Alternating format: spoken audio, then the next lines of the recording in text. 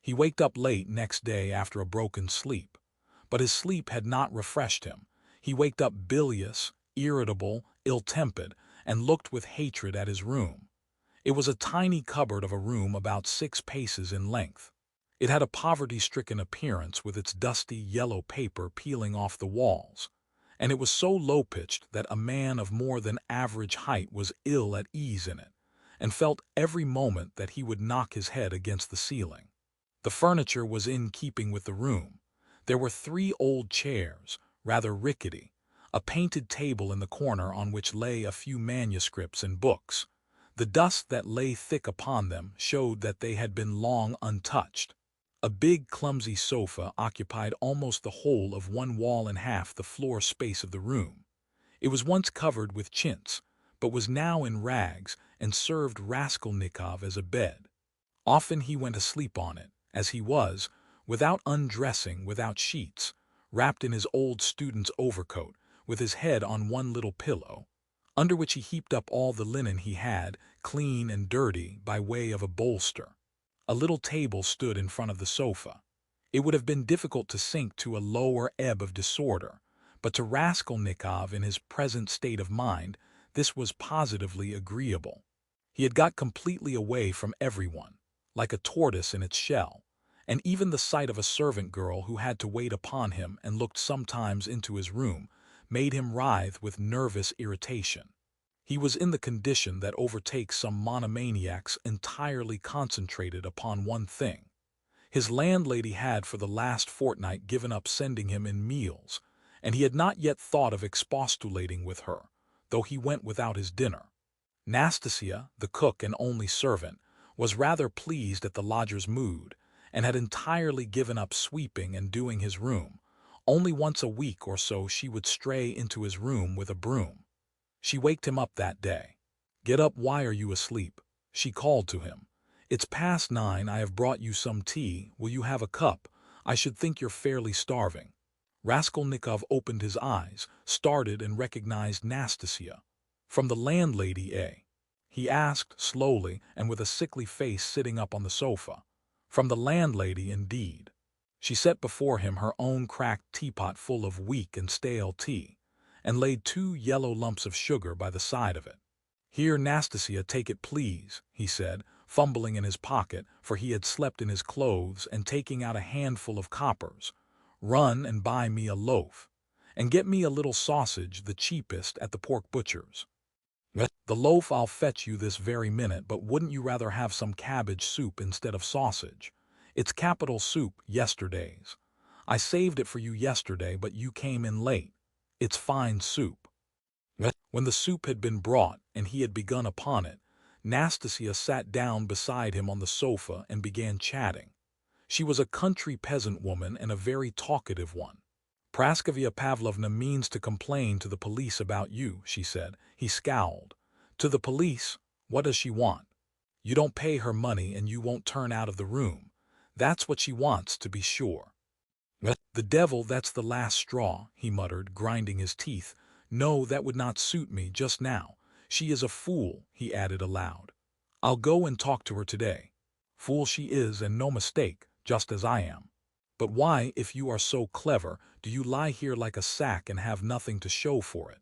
One time you used to go out, you say, to teach children. But why is it you do nothing now?" "I am doing." Raskolnikov began sullenly and reluctantly. "What are you doing?" "Work." "What sort of work?" "I am thinking," he answered seriously after a pause. Nastasia was overcome with a fit of laughter. She was given to laughter, and when anything amused her, she laughed inaudibly, quivering and shaking all over till she felt ill. "And have you made much money by your thinking?" she managed to articulate at last. "One can't go out to give lessons without boots, and I'm sick of it. Don't quarrel with your bread and butter. They pay so little for lessons. What's the use of a few coppers?" He answered reluctantly, as though replying to his own thought. "And you want to get a fortune all at once?" He looked at her strangely. "Yes, I want a fortune," he answered firmly after a brief pause. "Don't be in such a hurry, you quite frighten me. Shall I get you the loaf or not?" "As you please." "Ah, I forgot. A letter came for you yesterday when you were out. A letter for me from whom? I can't say. I gave 3 kopecks of my own to the postman for it. Will you pay me back? Then bring it to me, for God's sake, bring it, cried Raskolnikov, greatly excited. Good God! A minute later the letter was brought him. That was it, from his mother from the province of R. He turned pale when he took it. It was a long while since he had received a letter, but another feeling also suddenly stabbed his heart. Nastasia, leave me alone, for goodness' sake. Here are your 3 kopecks, but for goodness' sake, make haste and go. The letter was quivering in his hand. He did not want to open it in her presence. He wanted to be left alone with this letter. When Nastasia had gone out, he lifted it quickly to his lips and kissed it. Then he gazed intently at the address, the small, sloping handwriting, so dear and familiar, of the mother who had once taught him to read and write. He delayed. He seemed almost afraid of something. At last he opened it. It was a thick, heavy letter, weighing over 2 ounces. 2 large sheets of note paper were covered with very small handwriting. "My dear Radia," wrote his mother, "it's 2 months since I last had a talk with you by letter, which has distressed me, and even kept me awake at night, thinking. But I am sure you will not blame me for my inevitable silence. You know how I love you. You are all we have to look to, Downia and I. You are our all, our one hope, our one stay. What a grief it was to me when I heard that you had given up the university some months ago, for want of means to keep yourself, and that you had lost your lessons and your other work. How could I help you out of my 120 rubles a year pension? The 15 rubles I sent you 4 months ago I borrowed, as you know, on security of my pension, from Vasily Ivanovitch Voroshin, a merchant of this town. He is a kind-hearted man and was a friend of your father's too. But having given him the right to receive the pension, I had to wait till the debt was paid off, and that is only just done, so that I've been unable to send you anything all this time. But now, thank God, I believe I shall be able to send you something more, and in fact we may congratulate ourselves on our good fortune now, of which I hasten to inform you. In the first place, would you have guessed, dear Radia, that your sister has been living with me for the last 6 weeks, and we shall not be separated in the future? Thank God, her sufferings are over, but I will tell you everything in order, so that you may know just how everything has happened and all that we have hitherto concealed from you. When you wrote to me 2 months ago that you had heard that Downia had a great deal to put up with in the Svidrigailov's house, when you wrote that, and asked me to tell you all about it, what could I write in answer to you? If I had written the whole truth to you, I dare say you would have thrown up everything and have come to us, even if you had to walk all the way, for I know your character and your feelings, and you would not let your sister be insulted. I was in despair myself, but what could I do? And besides, I did not know the whole truth myself then. What made it all so difficult was that Downia received 100 rubles in advance when she took the place as governess in their family, on condition of part of her salary being deducted every month, and so it was impossible to throw up the situation without repaying the debt. This sum, now I can explain it all to you, my precious Radia. She took chiefly in order to send you 60 rubles, which you needed so terribly then, and which you received from us last year.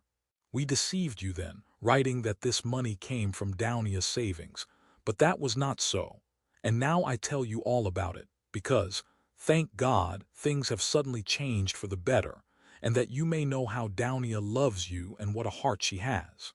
At first, indeed, Mr. Svidrigailov treated her very rudely, and used to make disrespectful and jeering remarks at table. But I don't want to go into all those painful details, so as not to worry you for nothing when it is now all over. In short, in spite of the kind and generous behavior of Marfa Petrovna, Mr. Svidrigailov's wife, and all the rest of the household, Downia had a very hard time, especially when Mr. Svidrigailov, relapsing into his old regimental habits, was under the influence of Bacchus. And how do you think it was all explained later on? Would you believe that the crazy fellow had conceived a passion for Downia from the beginning, but had concealed it under a show of rudeness and contempt. Possibly he was ashamed and horrified himself at his own flighty hopes, considering his years and his being the father of a family, and that made him angry with Downia. And possibly, too, he hoped by his rude and sneering behavior to hide the truth from others. But at last he lost all control and had the face to make Downia an open and shameful proposal, promising her all sorts of inducements and offering, besides, to throw up everything and take her to another estate of his, or even abroad. You can imagine all she went through. To leave her situation at once was impossible, not only on account of the money debt, but also to spare the feelings of Marfa Petrovna, whose suspicions would have been aroused. And then Downia would have been the cause of a rupture in the family, and it would have meant a terrible scandal for Downia too. That would have been inevitable. There were various other reasons owing to which Downia could not hope to escape from that awful house for another 6 weeks. You know Downia, of course. You know how clever she is and what a strong will she has. Downia can endure a great deal, and even in the most difficult cases she has the fortitude to maintain her firmness. She did not even write to me about everything for fear of upsetting me, although we were constantly in communication. It all ended very unexpectedly. Marfa Petrovna accidentally overheard her husband imploring Downia in the garden, and putting quite a wrong interpretation on the position, threw the blame upon her, believing her to be the cause of it all. An awful scene took place between them on the spot in the garden. Marfa Petrovna went so far as to strike Downia, refused to hear anything and was shouting at her for a whole hour, and then gave orders that Downia should be packed off at once to me in a plain peasant's cart, into which they flung all her things, her linen and her clothes, all pell-mell, without folding it up and packing it. And a heavy shower of rain came on, too, and Downia, insulted and put to shame, had to drive with a peasant in an open cart all the 17 versts into town. Only think now what answer could I have sent to the letter I received from you 2 months ago, and what could I have written? I was in despair. I dared not write to you the truth because you would have been very unhappy, mortified, and indignant, and yet what could you do? You could only perhaps ruin yourself, and besides, Downia would not allow it. And fill up my letter with trifles when my heart was so full of sorrow. I could not. For a whole month the town was full of gossip about this scandal, and it came to such a pass that Downia and I dared not even go to church on account of the contemptuous looks, whispers, and even remarks made aloud about us. All our acquaintances avoided us. Nobody even bowed to us in the street, and I learnt that some shopmen and clerks were intending to insult us in a shameful way, smearing the gates of our house with pitch, so that the landlord began to tell us we must leave. All this was set going by Marfa Petrovna, who managed to slander Downia and throw dirt at her in every family. She knows everyone in the neighborhood, and that month she was continually coming into the town, and as she is rather talkative and fond of gossiping about her family affairs, and particularly of complaining to all and each of her husband, which is not at all right, so in a short time she had spread her story not only in the town, but over the whole surrounding district. It made me ill, but Downia bore it better than I did, and if only you could have seen how she endured it all and tried to comfort me and cheer me up. She is an angel, but by God's mercy our sufferings were cut short. Mr. Svidrigailov returned to his senses and repented, and probably feeling sorry for Downia, he laid before Marfa Petrovna a complete and unmistakable proof of Downia's innocence, in the form of a letter Downia had been forced to write and give to him, before Marfa Petrovna came upon them in the garden. This letter, which remained in Mr. Svidrigailov's hands after her departure, she had written to refuse personal explanations and secret interviews, for which he was entreating her. In that letter she reproached him with great heat and indignation for the baseness of his behavior in regard to Marfa Petrovna, reminding him that he was the father and head of a family, and telling him how infamous it was of him to torment and make unhappy a defenseless girl, unhappy enough already. Indeed, dear Radia, the letter was so nobly and touchingly written that I sobbed when I read it, and to this day I cannot read it without tears. Moreover, the evidence of the servants, too, cleared Dounia's reputation. They had seen and known a great deal more than Mr. Svidrigailov had himself supposed, as indeed is always the case with servants. Marfa Petrovna was completely taken aback, and again crushed, as she said herself to us, but she was completely convinced of Dounia's innocence. The very next day, being Sunday, she went straight to the cathedral, knelt down and prayed with tears to Our Lady to give her strength to bear this new trial and to do her duty. Then she came straight from the cathedral to us, told us the whole story, wept bitterly, and fully penitent, she embraced Dounia and besought her to forgive her. The same morning, without any delay, she went round to all the houses in the town, and everywhere, shedding tears, she asserted in the most flattering terms Dounia's innocence and the nobility of her feelings and her behavior. What was more, she showed and read to everyone the letter in Dounia's own handwriting to Mr. Svidrigailov, and even allowed them to take copies of it, which I must say I think was superfluous.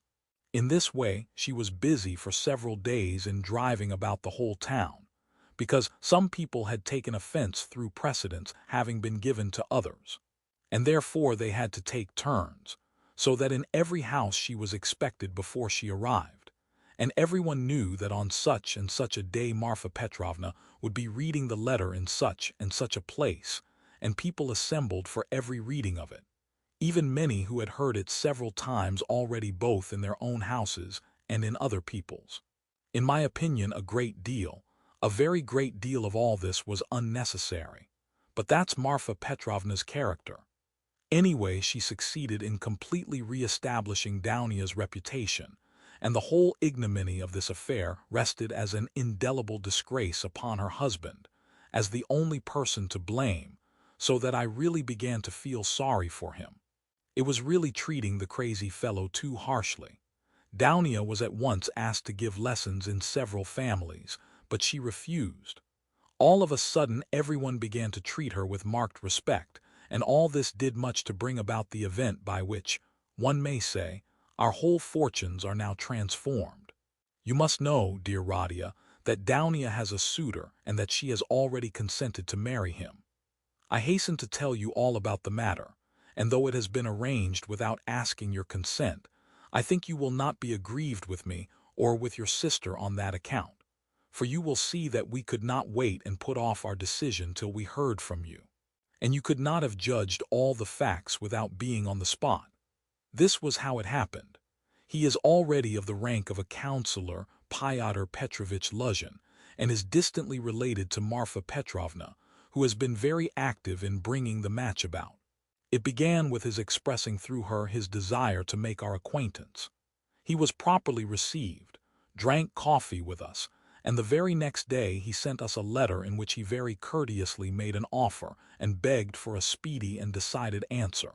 He is a very busy man and is in a great hurry to get to Petersburg, so that every moment is precious to him. At first, of course, we were greatly surprised, as it had all happened so quickly and unexpectedly. We thought and talked it over the whole day. He is a well-to-do man to be depended upon. He has 2 posts in the government and has already made his fortune. It is true that he is 45 years old, but he is of a fairly prepossessing appearance and might still be thought attractive by women, and he is altogether a very respectable and presentable man, only he seems a little morose and somewhat conceited. But possibly that may only be the impression he makes at first sight. And beware, dear Radia, when he comes to Petersburg, as he shortly will do, beware of judging him too hastily and severely, as your way is, if there is anything you do not like in him at first sight. I give you this warning, although I feel sure that he will make a favorable impression upon you. Moreover, in order to understand any man one must be deliberate and careful to avoid forming prejudices and mistaken ideas, which are very difficult to correct and get over afterwards. And Fyodor Petrovitch, judging by many indications, is a thoroughly estimable man. At his first visit, indeed, he told us that he was a practical man, but still he shares, as he expressed it, many of the convictions of our most rising generation, and he is an opponent of all prejudices. He said a good deal more, for he seems a little conceited and likes to be listened to, but this is scarcely a vice. I, of course, understood very little of it, but Downia explained to me that, though he is not a man of great education, he is clever and seems to be good-natured. You know your sister's character, Radia.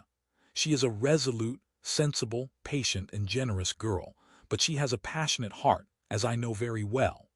Of course, there is no great love either on his side or on hers, but Downia is a clever girl and has the heart of an angel, and will make it her duty to make her husband happy, who on his side will make her happiness his care. Of that we have no good reason to doubt, though it must be admitted the matter has been arranged in great haste. Besides, he is a man of great prudence, and he will see, to be sure of himself, that his own happiness will be the more secure, the happier Downia is with him.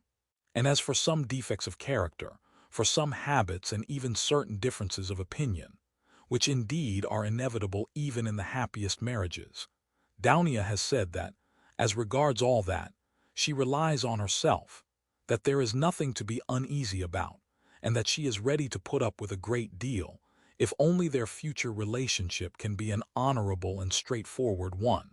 He struck me, for instance, at first, as rather abrupt, but that may well come from his being an outspoken man, and that is no doubt how it is. For instance, at his second visit, after he had received Downia's consent, in the course of conversation, he declared that before making Downia's acquaintance, he had made up his mind to marry a girl of good reputation, without dowry and, above all, one who had experienced poverty, because, as he explained, a man ought not to be indebted to his wife, but that it is better for a wife to look upon her husband as her benefactor. I must add that he expressed it more nicely and politely than I have done, for I have forgotten his actual phrases and only remember the meaning. And besides, it was obviously not said of design, but slipped out in the heat of conversation, so that he tried afterwards to correct himself and smooth it over. But all the same it did strike me as somewhat rude, and I said so afterwards to Downia. But Downia was vexed, and answered that words are not deeds, and that, of course, is perfectly true. Downia did not sleep all night before she made up her mind, and thinking that I was asleep, she got out of bed and was walking up and down the room all night.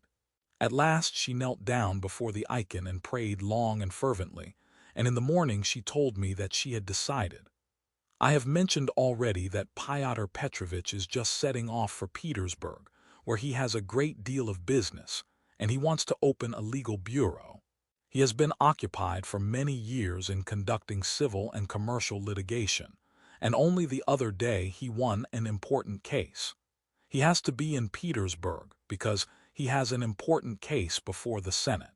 So, Radia dear, he may be of the greatest use to you, in every way indeed, and Downia and I have agreed that from this very day you could definitely enter upon your career, and might consider that your future is marked out and assured for you. Oh, if only this comes to pass! This would be such a benefit that we could only look upon it as a providential blessing. Downia is dreaming of nothing else. We have even ventured already to drop a few words on the subject to Fyodor Petrovitch. He was cautious in his answer, and said that, of course, as he could not get on without a secretary, it would be better to be paying a salary to a relation than to a stranger, if only the former were fitted for the duties, as though there could be doubt of your being fitted. But then he expressed doubts whether your studies at the university would leave you time for work at his office. The matter dropped for the time, but Downia is thinking of nothing else now. She has been in a sort of fever for the last few days, and has already made a regular plan for your becoming in the end an associate and even a partner in Fyodor Petrovitch's business, which might well be, seeing that you are a student of law. I am in complete agreement with her, Radia, and share all her plans and hopes, and think there is every probability of realizing them. And in spite of Fyodor Petrovitch's evasiveness, very natural at present, since he does not know you, Downia is firmly persuaded that she will gain everything by her good influence over her future husband. This she is reckoning upon. Of course, we are careful not to talk of any of these more remote plans to Pyotr Petrovitch, especially of your becoming his partner. He is a practical man and might take this very coldly. It might all seem to him simply a daydream. Nor has either Dounia or I breathed a word to him of the great hopes we have of his helping us to pay for your university studies. We have not spoken of it in the first place, because it will come to pass of itself later on, and he will no doubt without wasting words offer to do it of himself, as though he could refuse Dounia that, the more readily since you may by your own efforts become his right hand in the office, and receive this assistance not as a charity, but as a salary earned by your own work. Dounia wants to arrange it all like this, and I quite agree with her. And we have not spoken of our plans for another reason. That is, because I particularly wanted you to feel on an equal footing when you first meet him. When Dounia spoke to him with enthusiasm about you, he answered that one could never judge of a man without seeing him close, for oneself, and that he looked forward to forming his own opinion when he makes your acquaintance. Do you know, my precious Radia, I think that perhaps for some reasons, nothing to do with Pyotr Petrovitch though, simply for my own personal, perhaps old womanish fancies, I should do better to go on living by myself apart than with them after the wedding. I am convinced that he will be generous and delicate enough to invite me and to urge me to remain with my daughter for the future. And if he has said nothing about it hitherto, it is simply because it has been taken for granted. But I shall refuse. I have noticed more than once in my life that husbands don't quite get on with their mothers-in-law, and I don't want to be the least bit in anyone's way, and for my own sake, too, would rather be quite independent, so long as I have a crust of bread of my own, and such children as you and Dounia. If possible, I would settle somewhere near you. For the most joyful piece of news, dear Radia, I have kept for the end of my letter. Know then, my dear boy, that we may, perhaps, be all together in a very short time and may embrace one another again after a separation of almost 3 years. It is settled for certain that Dounia and I are to set off for Petersburg, exactly when I don't know, but very, very soon, possibly in a week. It all depends on Pyotr Petrovitch, who will let us know when he has had time to look round him in Petersburg. To suit his own arrangements, he is anxious to have the ceremony as soon as possible, even before the fast of Our Lady, if it could be managed, or if that is too soon to be ready, immediately after. Oh, with what happiness I shall press you to my heart. Dounia is all excitement at the joyful thought of seeing you. She said one day in joke that she would be ready to marry Pyotr Petrovitch for that alone. She is an angel. She is not writing anything to you now, and has only told me to write that she has so much to tell you that she is not going to take up her pen now, for a few lines would tell you nothing, and it would only mean upsetting herself. She bids me send you her love and innumerable kisses. But although we shall be meeting so soon, perhaps I shall send you as much money as I can in a day or two. Now that everyone has heard that Dounia is to marry Pyotr Petrovitch, my credit has suddenly improved, and I know that Afanassy Ivanovitch will trust me now even to 75 rubles on the security of my pension, so that perhaps I shall be able to send you 25 or even 30 rubles. I would send you more, but I am uneasy about our traveling expenses, for though Pyotr Petrovitch has been so kind as to undertake part of the expenses of the journey, that is to say, he has taken upon himself the conveyance of our bags and big trunk, which will be conveyed through some acquaintances of his. We must reckon upon some expense on our arrival in Petersburg, where we can't be left without a halfpenny, at least for the first few days. But we have calculated it all, Dounia and I, to the last penny, and we see that the journey will not cost very much.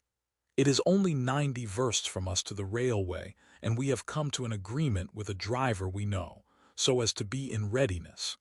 And from there Dounia and I can travel quite comfortably 3rd class, so that I may very likely be able to send to you not 25 but 30 rubles. But enough. I have covered 2 sheets already, and there is no space left for more. Our whole history, but so many events have happened. And now, my precious Radia, I embrace you and send you a mother's blessing till we meet. Love Downia, your sister, Radia. Love her as she loves you and understand that she loves you beyond everything, more than herself.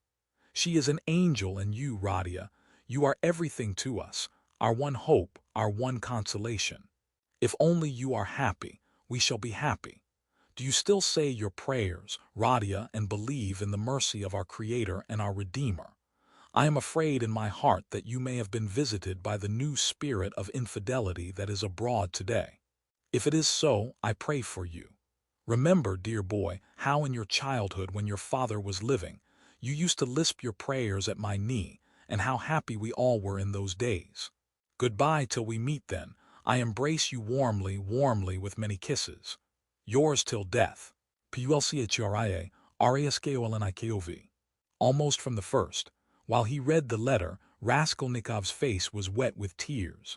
But when he finished it, his face was pale and distorted, and a bitter, wrathful, and malignant smile was on his lips.